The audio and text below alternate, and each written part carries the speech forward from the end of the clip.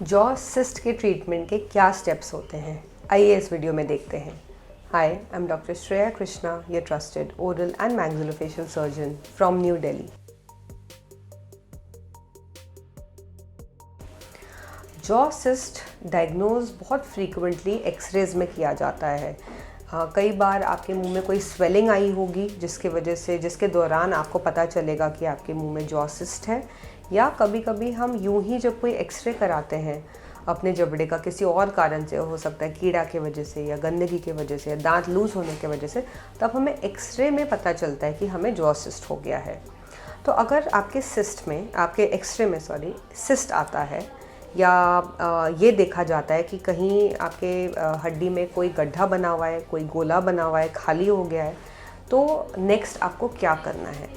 सबसे पहला स्टेप है, अपने एरिया में या अपने सिटी में कोई अच्छा ओरल एंड मैक्सिलोफेशियल सर्जन आप ढूंढें एंड उन्हीं को अप्रोच करें, क्योंकि वही स्पेशलिस्ट हैं आपके जॉ सिस्ट ट्रीटमेंट के लिए।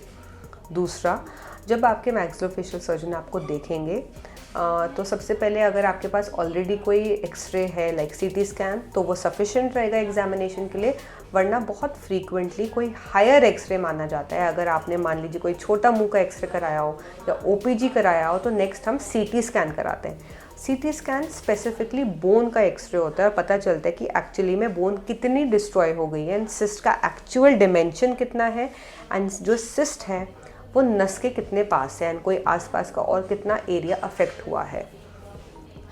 एक बार एक्सरे डॉक्टर के हाथ आ जाता है, next considering all the factors, patient का जो एज है, लोकेशन ऑफ द सिस्ट, कौन से जबड़े में हुआ है, ऊपर वाले में या नीचे वाले में, दांत वाइटल है या नहीं है, कोई पस आ रहा है, कुछ प्रोविजनल एक डायग्नोसिस बनाई जाती है कि क्या सिस्ट हो सकता है। सिस्ट के तरह तरह के टाइप्स होते हैं। एक होता है डेंटिजरस सिस्ट, कॉमन होता है। एक होता है radicular cyst, follicular cyst, lateral periodontal cyst, nasolabial cyst, बहुत सारे सिस्ट होते हैं। तो नेचुरली जब सिस्ट अलग अलग तरीके के होते हैं, ट्रीटमेंट भी वेरी करती है। तो हम ये कैसे जानेंगे कि कौन सी एग्जैक्ट सिस्ट है और इसका क्या ट्रीटमेंट होना चाहिए।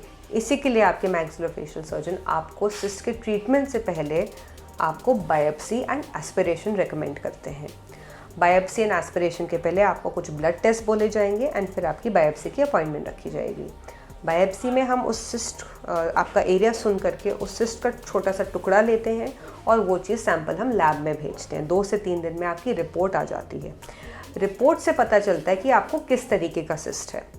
डेंटिजरस सिस्ट और कुछ और ऐसे सिस्ट होते हैं जिसमें सिर्फ अक्कल जार निकाल के और सिस्ट को रिमूव करके ट्रीटमेंट पॉसिबल होता है। रेडिकुलर सिस्ट और कुछ और ऐसे सिस्ट होते हैं जिसमें सिस्ट के साथ साथ अगल बगल के दांतों का, नस का इलाज और दांतों का भी कुछ ट्रीटमेंट करना पड़ता है। नाउ लेट्स डिस्कस कि बारिंग दांत को क्या करना पड़े, ओनली सिस्ट को हटाने के लिए क्या क्या टाइप्स ऑफ प्रोसीजर्स हैं। We have 3 major procedures: marsupialization, enucleation and combination. Now कौन सा केस किस में होता है एंड ये इस स्टेप्स में होता क्या है, उसके लिए मैंने डिफरेंट वीडियो भी बनाई हुई है, आप ज़रूर उसको जाके देखें।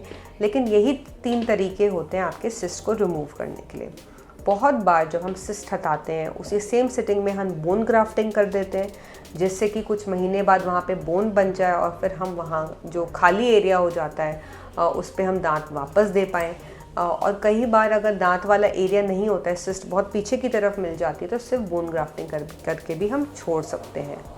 अगर आपको सिस्ट है या आपका एक्सरे में कुछ डाउट आया हुआ है सिस्ट के बारे में, तो आप ज़रूर हमें कमेंट करिए, हमें रीच आउट करिए and do like and subscribe my channel. Thank you.